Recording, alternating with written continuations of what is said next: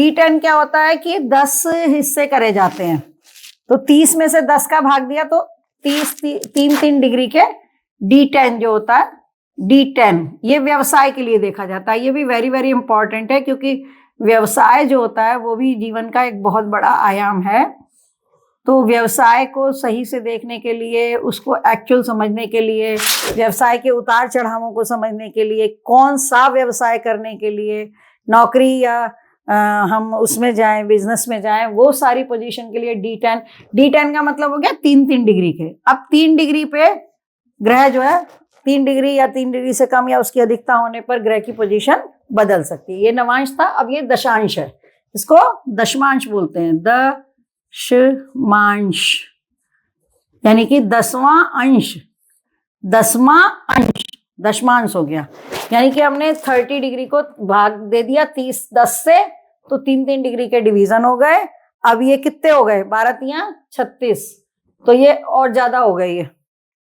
एक जो है 3 डिग्री का हो गया, तो 10 तो एक में ही हो गए भाई। 3 डिग्री फिर 6 डिग्री करके 30 डिग्री तक आते हुए, तो एक ये जो था उसको ही हमने 10 भागों में विभाजित कर दिया, तो 120 हिस्से हो गए। और वहां पे फिर ग्रह की पोजीशन देखी जाएगी। 12 के बजाय हाउसेस हमारे 120 समझ लो आप, एक तरह से ये हो गए। तो ये होता है, तो इससे हम व्यवसाय देखते हैं। ये भी वेरी वेरी इंपॉर्टेंट हाउस होता है, ये वर्ग होता है।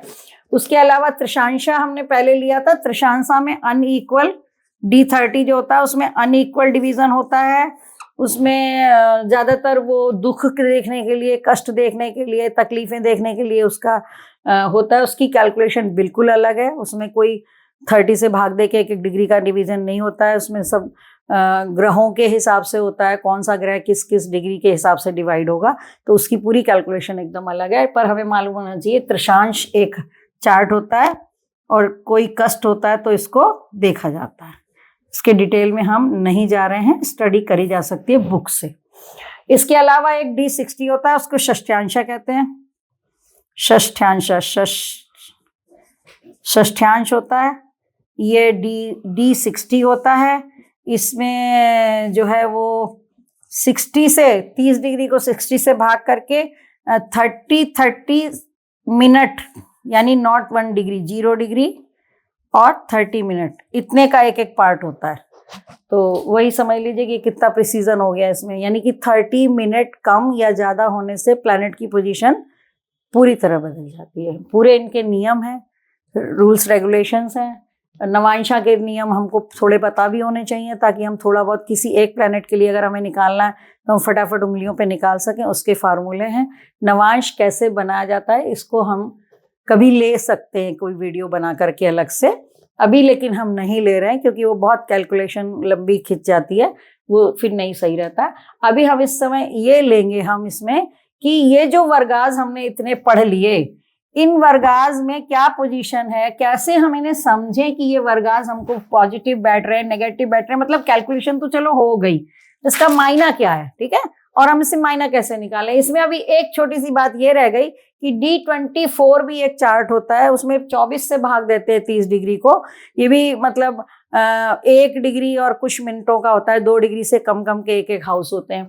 ये कब काम आता है, ये बहुत इंपॉर्टेंट इसलिए हो जाता है क्योंकि जब जुड़वां बच्चे पैदा होते हैं, और किसी भी 2 बच्चों का भविष्य एक सा नहीं होता, जुड़वां भाइयों के भी कभी कभी बहुत ही डिफरेंट भाग्य और उनके बॉडी लैंग्वेज और उनके काम सब कुछ कई बार जुड़वाओं के अलग होते हैं। तो बहुत से लोग यही प्रश्न उठाते हैं कि साहब जुड़वा की तो एक ही कुंडली आ रही है, फिर भी ये अलग अलग क्यों है। तो उस समय ना जुड़वा बच्चे के लिए D24 में जाना पड़ता है, और वो जो 5 मिनट या 4 मिनट या 7 मिनट का जो डिफरेंस होता है उनके जन्म का ना, वो डिफरेंस D24 में पता चलता है। तो जो लोग बहुत स्टडी करते हैं वो कुछ लोगों ने इस पे बहुत वर्कआउट किया है। हमारे भी जो आचार्य जी थे उन्होंने भी इस पे काम किया था। उनके पास कुछ कुंडलियां थी जिसमें उन्होंने D24 के आधार पे जुड़वा बच्चों की कैलकुलेशन करके बताया था कि ये किस तरह से एक दूसरे से अलग होंगे। प्रोफेशन अलग होगा, पर्सनालिटी अलग होगी। तो इसलिए D24 और D24 हायर एजुकेशन को भी बताता है, शिक्षा को भी बताता है। जैसे कोई बहुत एकदम हमारे को बड़ा पेपर देना है और निकालना है कि हम इसमें सेलेक्ट हो पाएंगे नहीं हो पाएंगे, तो तब भी D24 को चेक किया जा सकता है। तो ये तो बात यहाँ तक हो गई। अब उसके बाद हम जाने कि ये सारे वर्गास जो है हमें क्या देंगे या हमें कैसे पता चले। कैलकुलेशन तो हम लगा नहीं रहे हैं, हमारे सामने तो मान लीजिए चार्ट आ गया और हमको पता चल गया कि हमारे सोडश वर्ग का ही पूरा चार्ट खुल गया। तो हम कैसे जाने कि कोई प्लेनेट हमारे लिए शुभता देने वाला है या नहीं देने वाला है। तो जैसे D1 में मान लीजिए कोई प्लेनेट, D1 में मान लीजिए कोई प्लेनेट हमारा स्वराशि का है, स्वराशि का है मानी अपनी राशि का है, उच्च राशि का है ना, स्वराशि का, उच्च राशि का है, मूल त्रिकोण, ये हम लोगों ने पढ़ लिया था ना। मूल त्रिकोण क्या होती है? मूल त्रिकोण राशि होती है जो फेवरेट राशि होती है प्लेनेट की, हमने ऐसे पढ़ा था उसको, त्रिकोण। तो स्व में हो, उच्च में हो, स्व में हो, मूल त्रिकोण में हो, उच्च में हो या मित्र में हो, ठीक है। लेवल है ना ये मित्र राशि। मित्रता शत्रुता भी हमने देखी थी ना। तो अब देखिए इसमें क्या होता है ना, इसमें स्वराशि इज गुड,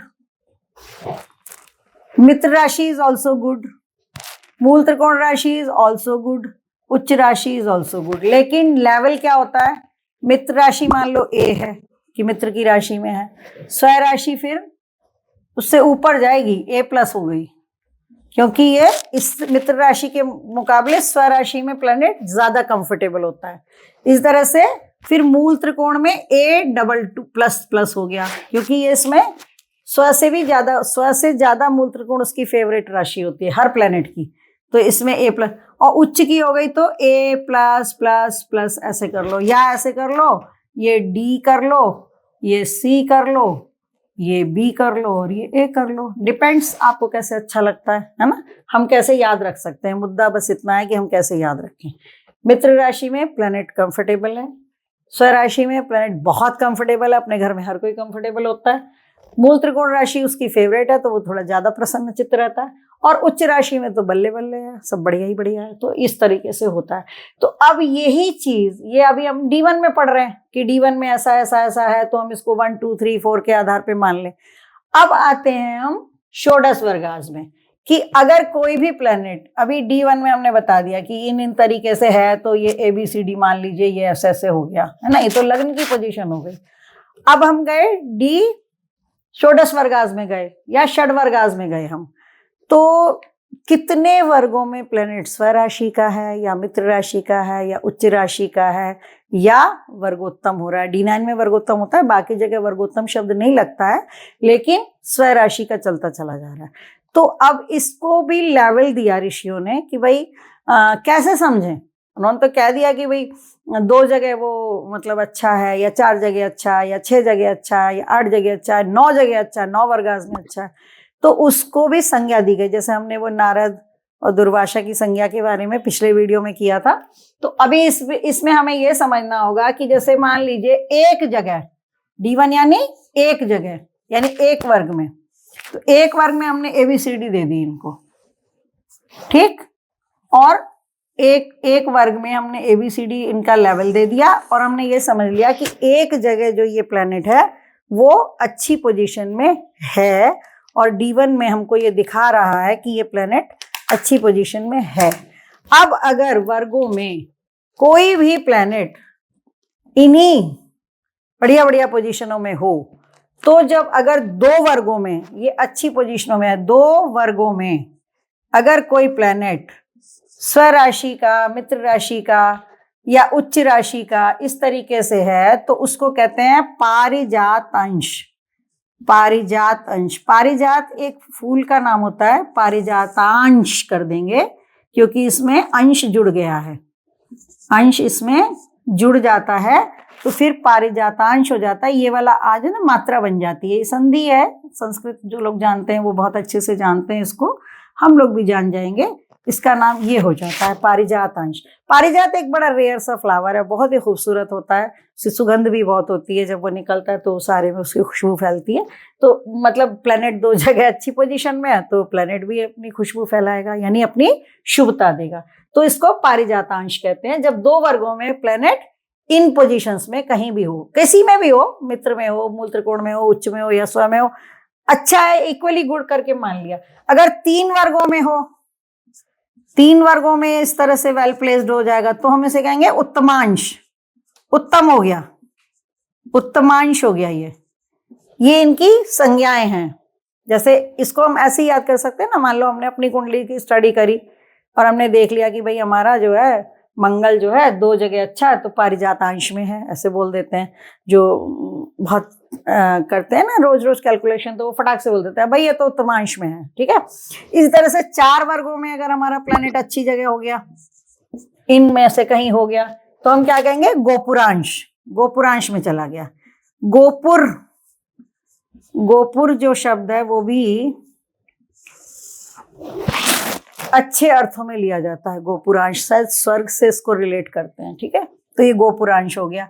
5 वर्गों में हो जाएगा तो सिंहासन पे आ गया, सिंहासनांश। सिंहासनांश, ये सिंहासन पे हो गया, ठीक। 6 वर्गों में अगर अच्छा हो गया तो पारावतांश।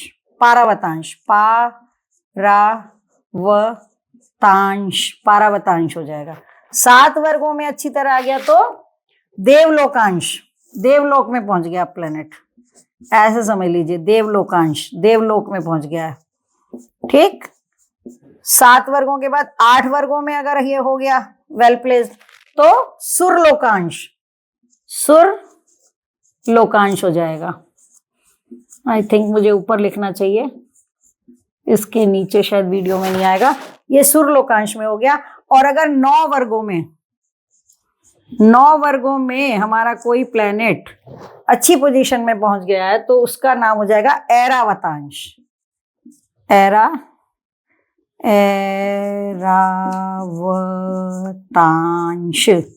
अब ऐरावत हाथी किसके पास था, इंद्र के पास था। तो हम इसको यहां से मिला सकते हैं कि ऐरावत हाथी इंद्र के पास था, और अगर हमारा कोई भी प्लैनेट ऐरावतांश में है तो इंद्र के समान वैभव दे सकता है। सीधी सीधी का मतलब इसको मैच कर लीजिए, इसमें कोई ज्यादा सोचने की बात नहीं है। पारिजात है, खुशबू फैला सकता है, प्रशंसा दे सकता है। उत्तम है तो उत्तम ही होता है, बढ़िया होता है, तो उत्तमांश हो गया। 3 जगह अच्छा है तो उत्तमांश हो गया। 4 जगह अच्छा रहा तो गोपुरांश हो जाता है। 5 जगह अच्छा हो सकता है सिंहासन दे दे, जिस ऑफिस में हम बैठते हैं उस ऑफिस का सिंहासन हमको पकड़ा दे तो वो सिंहासनांश। वैसे भी 5वां पद, 5वां घर हम लोग पद प्रतिष्ठा का मानते हैं ना, सील ऑफ अथॉरिटी का मानते हैं हम लोग कि 5वां पद जो होता है वो मोहर देता है हमको। मोहर किसके पास होती है, गस्टेड ऑफिसर के पास होती है मोहर। किसी बड़े आदमी के पास ही तो मोहर होती है, वो अपनी मोहर लगाता है, राजा अपनी मोहर लगा देता है तो आदेश पारित हो जाता है। तो वो 5वें हाउस में, मतलब 5 जगह हमारा प्लैनेट 5 डिफरेंट वर्गों में, इतना प्रिसीजन करने के बाद भी 5 वर्गों में वो अपने अच्छी अच्छी राशियों में जा रहा है, मित्रों में जा रहा है, कभी स्वयं में जा रहा है, कभी मूल त्रिकोण में जा रहा है, तो पारावतांश, इसमें सिंहासनांश में हो जाता है। 6 जगह ऐसी पोजीशन तो पारावतांश में हो जाता है, ठीक है। पारा भी तो चमकता है अगर हम उससे अगर मिला रहे हो तो। अच्छा, 2 देवलोकांश, देवलोक में पहुंच गया तो और ऊपर पहुंच गया, और बढ़िया हो गया प्लेनेट। सुरलोक, सुर भी देवता। अब इसमें मुझे लगता है देवों में और सुरों में कुछ कैटेगरी का फर्क होता होगा, देव से सुर और थोड़े ऊपर होते होंगे। तो ये देवलोकांश है और इसके बाद सुरलोकांश है, यानी देवलोकांश का लेवल थोड़ा नीचे है और सुरलोकांश का लेवल और ऊपर है। और उससे भी ऊपर ये जो है ऐरावत के पास पहुंच गए। ऐरावत इंद्र के पास हाथी था, उसका नाम ऐरावत है। कहते हैं एक वाइट एलिफेंट था इंद्र के पास पौराणिक कथाओं में, जिसके 3 हेड थे, और वो उनका मतलब हाथी ही नहीं था, वाहन ही अकेला नहीं था, वो उनको समझता भी था कि इंद्र क्या चाहते हैं, किधर जाना है, कैसे करना है ना। तो उनका बहुत परम मित्र भी माना जाता है। तो ये ऐरावतांश में आता है। तो ये जो मतलब बड़े बड़े अफसर हो जाते हैं, बड़े लोग हो जाते हैं, बड़े काम करते हैं, बड़े साधु महात्मा हो जाते हैं, जो भी मतलब यूनिक काम कर रहे हैं, तो उन लोगों की कुंडलियों में प्लैनेट्स ऐसे पहुंच सकते हैं, मिल सकते हैं। ये स्टडी का विषय है। जितना हम स्टडी करेंगे उतना हम इसके अंदर गहराई में पहुंचते रहेंगे और बातों को समझते रहेंगे। तो लेकिन अगर हमारे टिप्स पे है कि अच्छा उसकी कुंडली में देखा था उसका तो गुरु पारावतांश में है, तो समझ जाना चाहिए कि जुपिटर हमको टाइम टाइम पे अपने कारकत्व के फल जरूर देगा। तो ये वर्गाज है, इसको हमें समझना चाहिए। इसकी कैलकुलेशन की हमें यद्यपि ज़रूरत नहीं पड़ती है क्योंकि हमारे पास बढ़िया बढ़िया सॉफ्टवेयर हैं, लेकिन ये कैसे बनता है, इसका क्या महत्व है और हम इससे किस तरह से बल निकाल सकते हैं, ये हमें अवश्य पता होना चाहिए।